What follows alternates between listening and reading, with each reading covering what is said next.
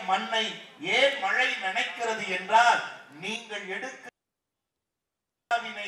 அந்த கன்னிமூல கணபதியும் காளியாத்தாலும் மனப்பூர்வமாக ஏற்றுக்கொள்கிறார்கள் என்கிற சத்திய சாட்சிதான் இந்த மண்ணை மழை நினைக்கிறது. அப்படின்னா எல்லாருக்கும் அந்த பெருமை கிடைச்சிருமா? எல்லாருக்கும் அந்த சிறப்பு கிடைச்சிருமா?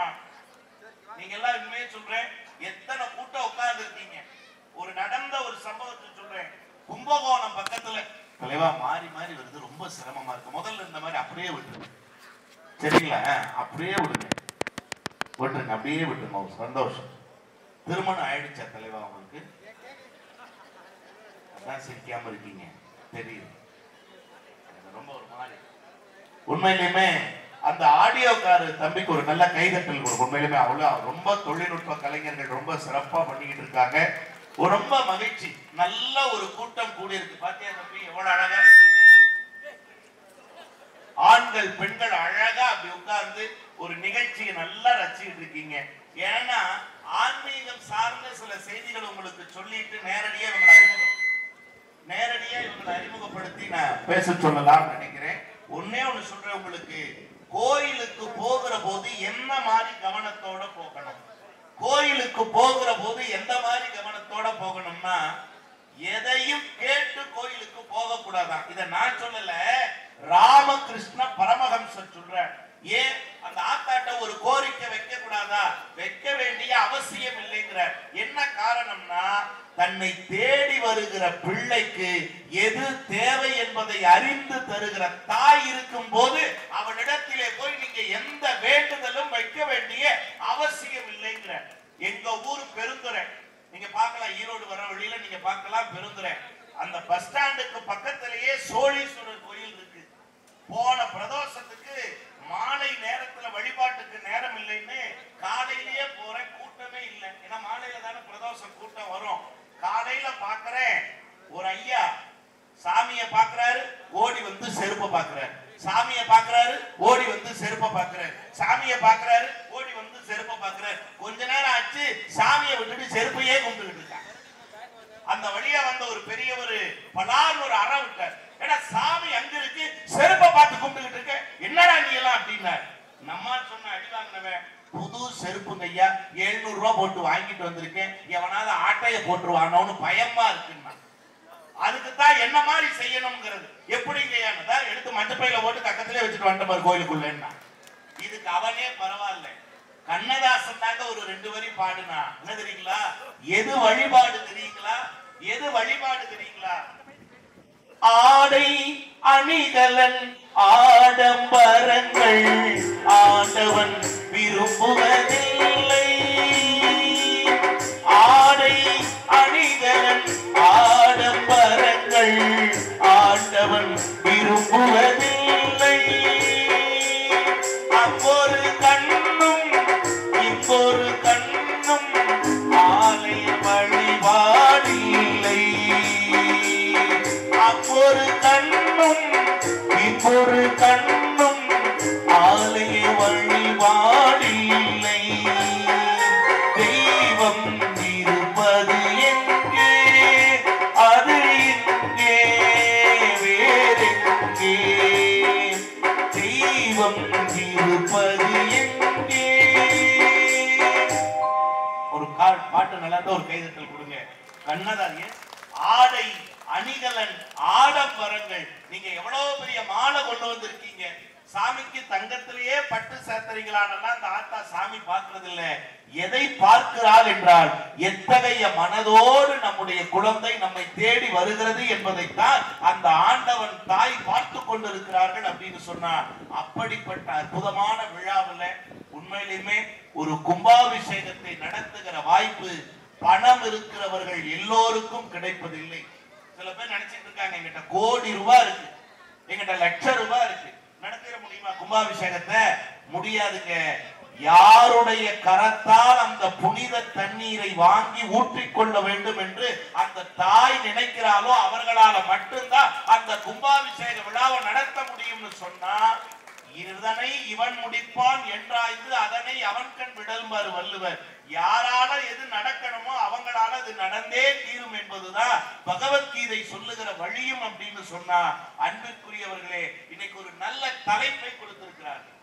ஒரு குடும்பத்தினுடைய மகிழ்ச்சிக்கு, ஒரு குடும்பத்தினுடைய வெற்றிக்கு, ஒரு குடும்பத்தினுடைய மன நிறைவிற்கு, நிம்மதிக்கு எது காரணமாக இருக்கிறது அப்படின்னு ஒரு கேள்வி. ஆண்களின் உழைப்பா, பெண்களின் பொறுப்பா? ஆண்கள் உழைக்கிறதுனால ஒரு குடும்பம் மகிழ்ச்சியா இருக்கா, இல்ல பெண்கள் பொறுப்போட குடும்பத்தை நடத்துறதுனால ஒரு குடும்பம் மகிழ்ச்சியா இருக்காங்கிறது தான் இன்றைக்கு பட்டிமன்றத்தில் கொடுக்கப்பட்டிருக்கிற தலைப்பு, கேட்கப்பட்டிருக்கிற கேள்வி. இதில் ஆண்களின் உழைப்பேன்னு பேசுறதுக்கு 2 ஆண் மக்கள், பெண்களின் பொறுப்பேன்னு பேசுறதுக்காக 2 பெண் மக்கள் வந்திருக்காங்க. இவங்க நல்லா நல்லா பேசுவாங்க, நல்லா பாடுவாங்க. நீங்க செய்ய வேண்டியதெல்லாம் என்ன தெரியுங்களா?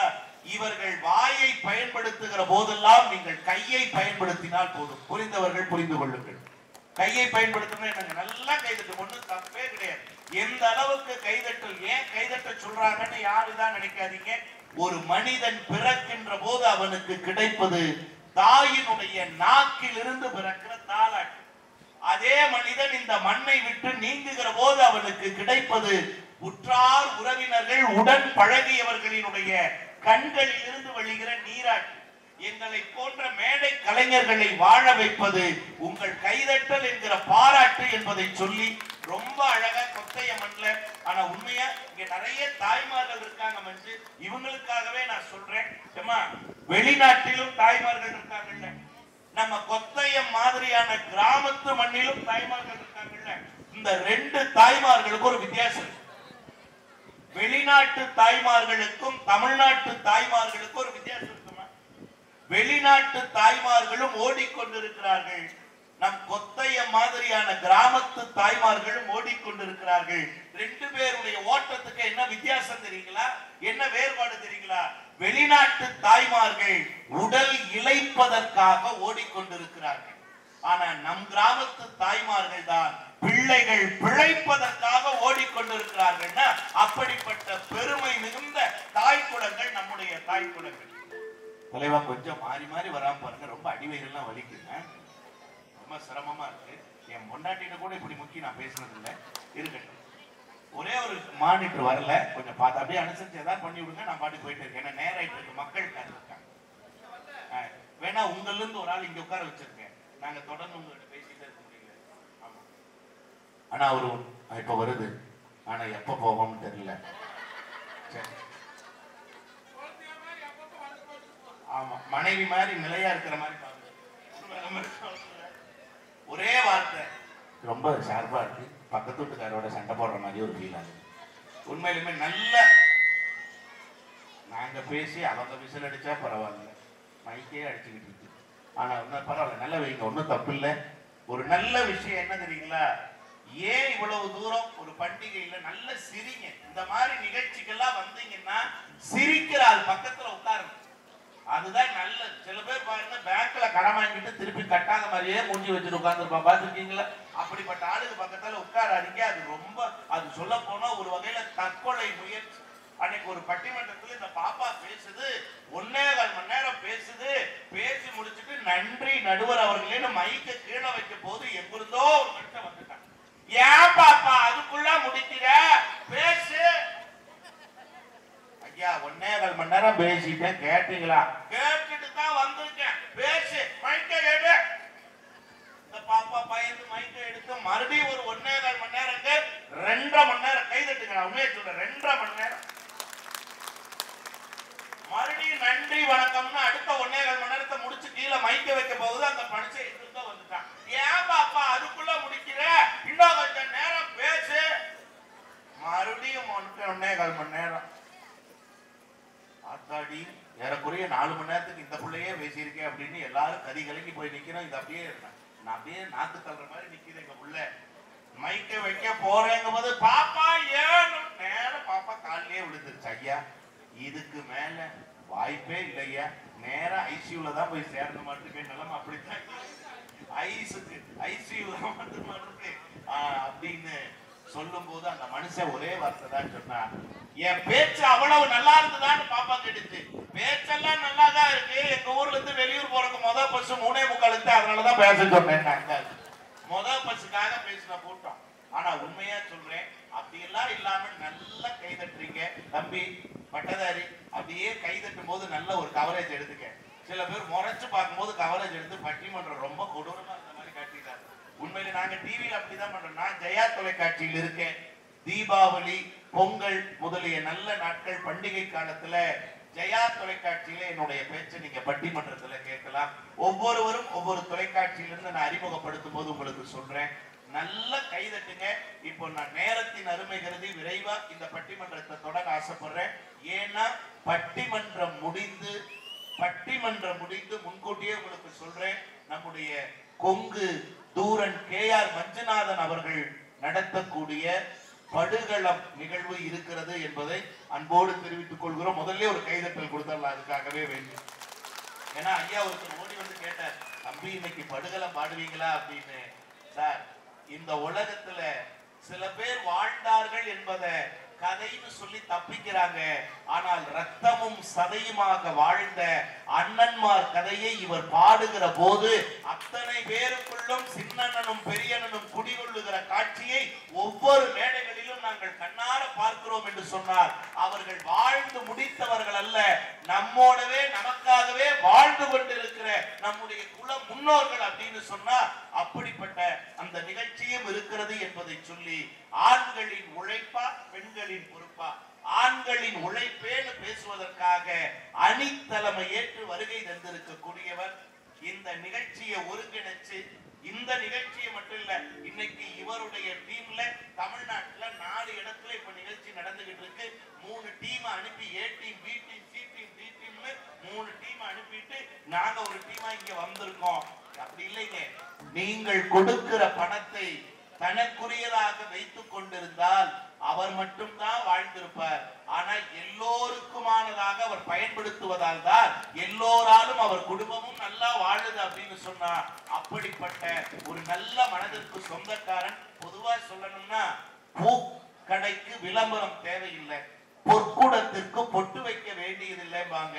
அது மாதிரி பச்சைத்துண்டு புகழ் மஞ்சுநாதனுக்கும் அறிமுகம் தேவையே இல்லை. ஒரு நல்ல கைதட்டல் கொடுங்க. கொங்கு சிரிப்பருவி தூரன் KR மஞ்சுநாதன். கலைஞர் டிவியா, சன் டிவியா, விஜய் டிவியின் கலக்க போவது யாரா? இவ்வளவு இதெல்லாம் டிவிங்க. சமீபத்துல ஓராண்டுக்கு முன்னால் வெளிவந்த கவுண்டம்பாளையம்ங்கிற படத்துல நடிச்சு, எத்தனை பேர் அந்த படம் பார்த்தீங்க? கைதட்டுங்க. உண்மையா சொல்றேன், அந்த ஒரு பெண்ணினுடைய தகப்பனா நடிச்சார்னு சொல்றதை விட ஒரு பெண்ணுக்கு அப்பாவாகவே வாழ்ந்து காட்டியிருப்பார் அந்த படத்துல.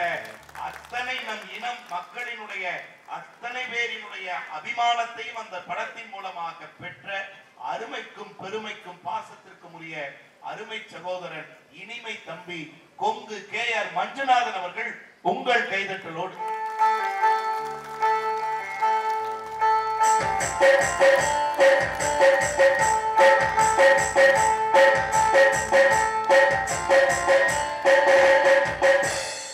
என்னன்னு ஒரு ஆம்பளைய எழுப்பி விடுற, நீங்க லேடிஸ் போடுற பாட்டை போடுறீங்க.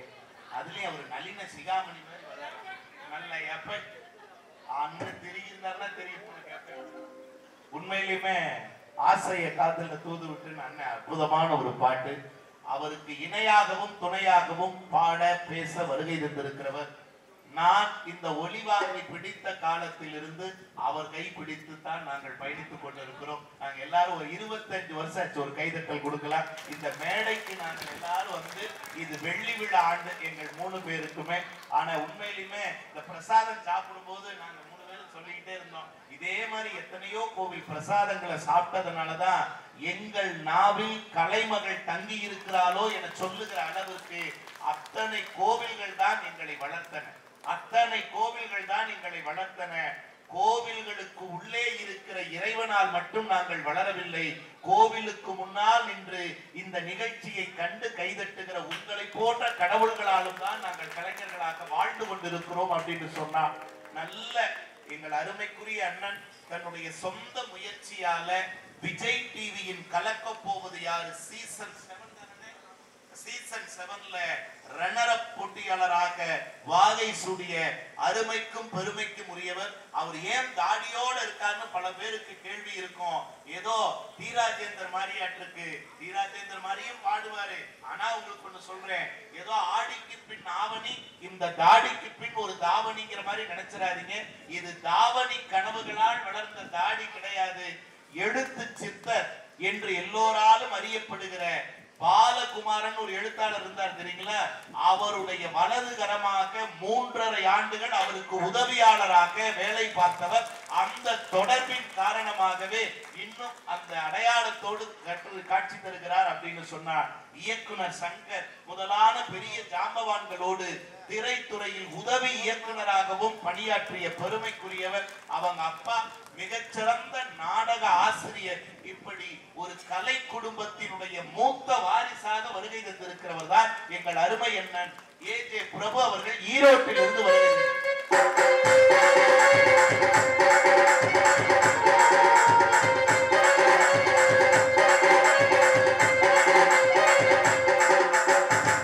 பொட்டு வச்ச தங்க குடம் சூப்பர். நான் பேசுறதே இந்த ஒலிவாங்கில பாடுற மாதிரி அவ்வளவு எக்கோபலா இருக்கு. உண்மையிலுமே ரொம்ப மகிழ்ச்சி. இவங்க 2 பேரும் ஆண்களின் உழைப்பு தான், ஆண்களின் உழைப்பு தான். இதையா பேசும்போதுதான் கைத்துட்டுவாங்க, உழைப்புன்னு சொன்னனே கைத்துட்டுவாங்களா? அவசரத்தை பாருங்க, அந்த அக்கா எல்லாம் பாருங்க, இரு அவங்கள பேச விடு அப்படிங்கிற மாதிரி. அக்கா உண்மையிலுமே சொல்றேன், என்னையா ஆண்களினுடைய உழைப்பு என்னதான் இங்க வேண்டாம் எக்கோ. என்ன ஆண்களினுடைய உழைப்பு? தயவு செய்து நீங்க விளையாடாதீங்க. ஏன்னா இந்த நிகழ்ச்சியுடைய வெற்றி ஒலிவாங்கியில தான் இருக்கு. அதுதான் எங்களுக்கு பலமே. அதனால தயவு செய்து அது எதை எப்ப சரி பண்ணணும் கொஞ்சம் பார்த்து பண்ணுங்க. ஏன்னா மக்கள் அத்தனை பேரும் அது காதுகளை போய் சரியா சேர்றதே உங்க கையில தான் இருக்கு. உண்மையிலுமே பொறுப்பான பெண்களால தான் ஒரு குடும்பம் மகிழ்ச்சி அடைகிறது என்று பாடி பேசுவதற்காக வருகை தந்திருக்கக்கூடிய பெண் பேச்சாளர்கள் எங்கள் அன்பிற்குரிய சகோதரிகள். அதுல முதலாவதாக வருகை தந்திருக்கக்கூடிய அணித்தலைமை ஏற்று வருகை தந்திருக்கிறவர் கலைஞர் தொலைக்காட்சியில தில்லு முள்ளுன்னு ஒரு நிகழ்ச்சி வந்தது. இவங்க தில்லு முள்ளு இல்ல, அந்த நிகழ்ச்சியில தில்லு முள்ளு நிகழ்ச்சியில ஒரு நகைச்சுவை பேச்சாளராக வந்தார். உண்மையிலுமே சொல்லணும்னா அதற்கு பிறகு எத்தனையோ நாடகங்கள்ல சின்ன சின்ன கதை பாத்திரங்களில் நடித்திருந்தாலும், இன்னும் சொல்ல போனா ஒரு நகைச்சுவையாளராக இன்னும் எத்தனையோ மேடைகளில் தொலைக்காட்சிகளில் பயணித்து வரக்கூடிய மணப்பாறையை சார்ந்த திருமதி லலிதா பரமேஸ்வரி அவர்கள் இந்த மண்ணுக்கு வருகிறார்.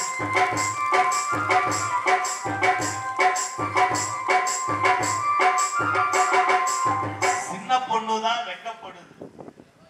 ஏப்பா இது சின்ன பொண்ணான்னு சாமி ஆதார் அட்டையை வாங்கி பாருங்க, தற்கொலை பண்ணி சாகலாம்ங்கிற மாதிரி இருக்கு. உண்மையிலுமே சொல்றேன். ஆனா அந்த ஆதார் அட்டைன்னு சொன்னா எதையாரும் கவனிக்கிறீங்க? தயவு செய்து எல்லாரும் ஆதார் அட்டை வச்சிருக்கான், கவர்மெண்ட் கொடுத்திருக்கு வாங்கி வச்சிருக்கோம்னு நினைச்சு வச்சிருக்காதீங்க. அது நமக்கு ஒரு தன்னம்பிக்கையை கொடுக்குது. தயவு செய்து மறந்துடாதீங்க. எப்படி நீங்க கேக்குறீங்க? இப்ப நான் சொல்றேன் உண்மைன்னா நான் சொல்லி முடிச்சோன்னா கை தட்டுங்க. உலகத்திலேயே நான் இதே கொத்தையன் கிராமத்துல சொல்றேன், நாம தான் அழகுன்னு கொத்தையன் கிராமத்துல யாருக்காவது ஆணவம் கர்வம் இருந்ததுன்னா அடுத்த நிமிஷம் அவங்க ஆதார் அட்டையை எடுத்து பாருங்க, அந்த கர்வம் உடனே கலைஞ்சிரும். உண்மையா கை தட்டுங்க. யோசிச்சு பாருங்க, பல பேர் அப்படி சாட்சி வச்ச பணம் மாதிரி தான் எடுத்து வச்சிருக்காங்க. இன்னும் சொல்ல போனா நான் உங்களுக்கு சொல்லட்டுங்களா, ஐஸ்வர்யா ராய் உலக அழகி, அவளையே உள்ளூர் கிளவி மாதிரி தான் எடுத்து வச்சிருக்காங்க.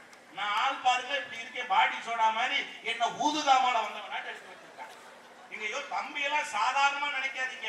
ஐயோ அண்ணே வெயிட் ஏறிட்டே போகுதுன்னு, மேடை ஏறவே முடியலன்னு, வேட்டிலேயே எக்ஸ்ட்ரா லார்ஜ் வாங்கி கட்ட வேண்டியதா இருக்குன்னு அப்படின்னு சொன்னா நான் சொன்னேன், ஒரு நல்ல டாக்டர் பெருந்துறையில் இருக்காரு, போய் பாருங்க. தம்பி போய் பார்த்தா பாருங்க, அடுத்த நாள் டாக்டரை போய் நான் பார்க்க வேண்டியதா போச்சு. ஏன்னா தம்பி பார்த்த பார்வை என்ன பார்வைன்னு நீங்க யோசிக்கிறீங்க. டாக்டர் போய் கேட்டிருக்காரு, தம்பி போன டாக்டர் உடம்பு குறையணும், என்ன செய்யணும்? டாக்டர் சொல்லியிருக்காரு, அப்ப தினசரி நடக்கணும். நம்மால் கேட்டிருக்காங்க, இதெல்லாம் நடக்கிற காரியமா? டாக்டர் சொல்ல இருக்காரு, இல்லன்னா காரியம் நடக்கும் பரவாயில்லையான்னு. ஆனா உண்மையா சொல்றேன், இதெல்லாம் மருந்து மாத்திரையெல்லாம் வேண்டாங்க, சாப்பாட்டிலே நான் சரி பண்ணிக்கிறேன், நான் எல்லாம் அளவுக்கு மீறி சாப்பிட மாட்டேன்னு தம்பி கை தட்டுங்க. ஒரு துளி அளவு அதிகமான கூட அடுத்த வாயில தான் சாப்பிடுவானே தவிர அந்த வாயில அப்பவே சாப்பிட மாட்டான். அவ்வளவு ஒரு மானஸ்த தம்பி. ஒரே மருந்தெல்லாம் வேண்டாம் சார், உணவுல சொல்லுங்க சார். டாக்டர் சீட்டில் எழுதி கொடுத்துறாரு 2 சப்பாத்தி. தம்பி ஒரே ஒரு கேள்விதான் கேட்டான். டாக்டர் மயக்கம் போட்டு பொத்துன்னு விழுந்து அதே ஹாஸ்பிட்டல்ல குளுக்கோஸ் ஏத்திட்டு படுத்திருக்காரு. என்னது கேட்டான் தெரியுங்களா? இந்த 2 சப்பாத்தின்னு எழுதிருக்கீங்களே, இது சாப்பாட்டுக்கு முன்னாடியா பின்னாடியான்னு. டாக்டர் சொன்ன உனக்கு சாப்பாடே 2 சப்பாத்தி தான், இதுல என்னடா திரும்ப மருந்து மாத்திரையாடா சாப்பாட்டுக்கு முன்னாடி சாப்பாட்டுக்கு பின்னாடின்னு கேட்கறதுன்னு. அந்த அளவுக்கு டாக்டரையே மயக்கம் போட வைக்கிற பெருமையான ஆளு எங்க ஆளு. ஆனா இன்றைக்கு அவங்களை அறிமுகப்படுத்தின பாருங்க, எங்கள் குழுவினுடைய செல்லக்குட்டி என்று எல்லோராலும் அழைக்கப்படுகிற அன்பு சகோதரி, எங்கள் குடும்பத்தினுடைய கடைக்குட்டி தங்கமாக, எங்கள் குடும்பத்தினுடைய, ஏன்னா எங்க கூட ஆண் மக்கள் தான் எல்லாரும் பிறந்திருக்காங்க. தம்பிக்கு தம்பி, எனக்கு அண்ணன். பாத்தீங்க அப்படின்னா அவரு ஒரே பையன், பாத்தீங்கன்னா தங்கை இருக்காங்க அண்ணனுக்கு. ஆனா எனக்கு என்ன தெரியுங்களா, எங்களோட தங்கை பிறக்கவில்லையே என்று நாங்கள் ஏக்கத்தோடு இருந்த காலத்தை எல்லாம் தீர்த்து வைத்த அன்பு தங்கை சேலம் ஐஸ்வர்யா அவர்கள் தான். உண்மையிலுமே ஒரே ஒரு இத்தனை பெண் குழந்தைகள் வந்திருக்கீங்க. குறிப்பாக இளம் பருவத்தில் இருக்கக்கூடிய பெண் குழந்தைகளுக்காக உங்கள் அண்ணனா ஒரு வார்த்தை நான் சொல்றேன். இவங்க என்ன சாதனை பண்ணிருக்காங்க. தம்பி ஒரு தொலைக்காட்சி, அண்ணன் ஒரு தொலைக்காட்சி, அவங்க ஒரு தொலைக்காட்சி. சொன்னல இவங்க என்ன சார் சாதனை பண்ணாங்க இந்த மேடையில, இவங்களுக்காக நாம ஏன் ஒரு இடத்தை கொடுத்திருக்கிறோம் என்றால் கொத்தைய மண்ணில் அன்போடு தெரிவிக்க கடமைப்பட்டிருக்கிறேன். இன்றைக்கெல்லாம் பெண் குழந்தைகளுக்கான பாதுகாப்பு கேள்விக்குறியா இருக்கு. குழந்தைகள் படித்து வர வேண்டும் என்பதை விட பத்திரமாக வர வேண்டும் என்பதில் தான் எல்லா பெற்றவங்களும் ரொம்ப கவனமா இருக்காங்க. ஆனா அந்த பெண் குழந்தைகளுக்கு எதிரான பாதுகாப்பை உறுதி செய்வதற்காக, பெண் குழந்தைகளுக்கு எதிரான பாலியல் கொடுமைகளை தடுக்க வேண்டும் என்பதற்காக, விழிப்புணர்வு ஏற்பட வேண்டும் என்பதற்காக 48 மணி நேரம் தொடர்ந்து நெருப்பு வளையத்தில் நின்று நடனமாடி சின்ன சாதனை புரிந்தவர் தான் அன்பு சகோதரி சேலம் ஐஸ்வர்யா அவர்கள் இன்றைக்கு வருகை தந்திருக்கிறார். நல்ல கைதட்டுங்க. இந்த ஊர்ல உங்களுக்கு ஒரு நல்ல வாழ்க்கை அமையட்டும்னு நாங்க வாழ்த்துறோம். உண்மையிலுமே சொல்றேன், போற இடத்திலெல்லாம் ஜாதகத்தை கொண்டுட்டு போக வேண்டியது. அண்ணே இங்க எப்படியாவது அமையுமாண்ணே, நாங்க 2 அண்ணனும் ஏதாவது அமைச்சிடலாம்னு பார்த்தா மாப்பிள்ளைக்கு பல்லு தூக்கலா இருக்கு, மாப்பிள்ளைக்கு மூக்கு சப்பையா இருக்குன்னு ஏதாவது ஒரு காரணத்தை சொல்ல வேண்டியிருக்கு. ஆனா உண்மையா சொல்றேன், அழகு, தயவு செய்து நான் சொல்றேன், எனக்கு இந்த வார்த்தையே பிடிக்காது எங்களுக்கு. என்ன காரணம் அப்படின்னா அது நிலையற்றது. அழகுங்கிறது நிலையற்றது. உண்மைனா கைதட்டுங்க. இந்த உலகத்துல அழகு நிலையானதா நிலையற்றதா? நிலையற்றது. அழகுதான் நிலைன்னு பல பேர் சொல்றாங்க. தம்பி கிராமத்து பட்டதாரி ஜூம் பண்ணி எடுத்து இதை நம்ம இன்ஸ்டால பதிவு பண்றோம். அழகு நிலையானது கிடையாது. ஏன் தெரியுங்களா? தோற்றங்கள் மாறி போகும், தோல் நிறம் மாறி போகும். ஆனால் குடும்பத்தில் ஒருவருக்கொருவர் கொண்ட அன்பு மட்டும் சாகர வரைக்கும் மாறாம இருந்தாதான் அந்த குடும்பம் அன்பின் உருவமா இருக்கும்னு சொன்னா, அழகு இடையில வரும், இடையில போயிடும். பார்க்கறதுக்கு தான் வசதியா தெரியுமே தவிர அது ஒண்ணுக்கு ஆகாதுங்கிறது தான் சத்தியமான உண்மை. உணர்ந்தவர்கள் கைதட்டுங்க பார்க்கலாம். நம்ம கொத்தைய மண்ணில் என்ன பெரிய விஷயம் நான் கேட்கிறேன். அது எந்த துறையில வேணாலும் அழகா இருக்கலாம். ஆனா ஒரே துறை நான் சொல்றேன், அன்பு துறையை ஜெயிக்கிற ஒரு துறை இந்த உலகத்தில் எதுவுமே கிடையாதுங்க. அற்புதமா வந்திருக்கக்கூடிய நல்ல என் அன்பு சகோதரி சேலம் ஐஸ்வர்யா அவர்கள், நாங்க பேசவும் பாடவும் எங்க பேச்சு முன்னணியா அமையணும்னா அதற்கு இவங்க 2 பேரும் பின்னணியா இருக்கணும். அதுல எங்கள் இசை குடும்பத்தினுடைய தகப்பனாக இருந்து எங்களை வழிநடத்தக்கூடியவர், இளையராஜா பிறந்த தேனி மண்ணிலிருந்து வருகை தந்திருக்கக்கூடிய அருமைக்குரிய அப்பா மகேசன் அவர்கள் வருகை தந்திருக்கிறார்கள். ஒரு நல்ல கைதட்டல் கொடுக்கலாம். அவரும் தேனினா அண்ணே வருகை தந்திருக்கிறது, நம்முடைய மதுரை மண்ணிலிருந்து வருகை தந்திருக்கிறார்கள். அண்ணன் முழு பேரா தானே அண்ணன் 2 பேடு. உண்மையிலுமே சொல்றேன், அவங்க குழந்தைகள்லாம் பயந்துகிட்டே இருப்பாங்க, என்ன எப்ப பாரு கையில 2 குச்சியோடவே அண்ணன் சுத்துறாரு அப்படின்னு. உண்மையிலுமே மதுரை மண்ணிலிருந்து வருகை தந்திருக்கிற புகழ்பெற்ற பேட் பிளேயர் அண்ணன் வேலு அவர்கள் வருகை தந்திருக்கிறார்கள். ஒரு நல்ல கைதட்டலோ. இதுதான் எங்க அணி. இப்போ நானே ஓரளவுக்கு தம்பி கூட்டத்தை எல்லாம் கூட்டியாச்சு. மக்கள் எல்லாம் பாருங்க அங்கிங்கெனாதபடி எங்கும் நிறைந்து அமர்ந்திருக்கிறார்கள். நான் பேசி நான் இவ்வளவு கூட்டத்தை கூட்டியாச்சு.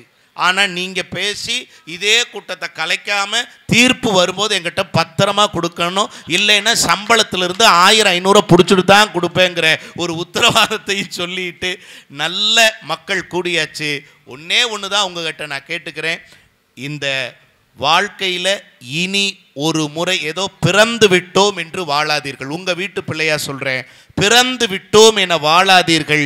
இனி ஒரு முறை இந்த மண்ணில் பிறக்கப் போவதில்லை என நினைத்து வாழுங்கள். அந்த வாழ்க்கை சொர்க்கமாக இருக்கும் என்று சொல்லி ஆண்களுக்கும் நான் பேசலை, பெண்களுக்கும் நான் பேசலை, நடுநிலையாக சிலவற்றை மட்டும்தான் நான் சொல்லி இருக்கிறேன் என்று சொல்லி எங்களுடைய குரலெல்லாம் உங்களிடத்திலே உரலாக வந்து அமைவதற்கு உரம் செய்து கொண்டிருக்கிற ஸ்ரீ அம்மன் ஆடியோஸ், ஸ்ரீ அம்மன் ஆடியோஸ், நல்ல கைதட்டுங்க. உங்க வீட்டினுடைய கிரக பிரவேசம், காதுகுத்து, சடங்கு, பூப்பு நன்னீராட்டு விழா, திருமண வைபவங்கள் முதலிய விசேஷங்களுக்கு நீங்கள் பயன்படுத்த வேண்டிய ஒரே ஆடியோஸ் ஸ்ரீ அம்மன் ஆடியோஸ். என் நம்பர் அனுப்புறேனே 150 ரூபா ஜிபே அனுப்புங்க. ஒரு விளம்பரத்தை காசே இல்லாமல் வாங்கிட்டு எவ்வளவு தூரம். ஆனால் இன்றைக்கு எங்களுடைய அன்பான அழைப்பினை ஏற்று வருகை தந்திருக்கிற தாராபுரத்தினுடைய அருமை மண்ணின் மைந்தர், உண்மையிலுமே சொல்ல போனால் கொங்கு மஞ்சுநாதனுக்குன்னு ஒரு யூடியூப் சேனல் இருக்கு. கொங்கு மஞ்சுநாதன்கிறது தான் அந்த யூடியூப் சேனலோட பேர். அதனுடைய ஒருங்கிணைப்பாளரும் கிராமத்து பட்டதாரி என்கிற யூடியூப் சேனலினுடைய இயக்குனருமாக அமைந்திருக்கக்கூடிய அருமை சகோதரன் கிருஷ்ணா அவர்கள் வருகை தந்திருக்கிறாங்க. அந்த தம்பிக்கு ஒரு கைதட்டல் கொடுங்க. இன்னும் ஒரு வாரத்தில் இந்த நிகழ்ச்சி மிக அழகா எடிட் செய்யப்பட்டு படத்தொகுப்பு செய்யப்பட்டு ஒரு 1.5 மணி நேரம் ஓடுகிற நிகழ்ச்சியாக மிகச்சிறப்பாக இந்த யூடியூப் சேனலில் வரப்போகுது அப்படின்னு சொன்னால் உலகத்தின் கடைக்கோடியில் இருக்கிற மனிதன் கூட கொத்தையம் மண்ணில் நடைபெற்ற இந்த நிகழ்ச்சியை பார்க்கிற வாய்ப்பு அமைகிறது என்று சொன்னால் அதற்கு உரமூட்டி கொண்டிருக்கிற அன்பு தம்பிக்கும் இனிய வாழ்த்துக்களையும் நன்றிகளையும் சொல்லி இப்பொழுது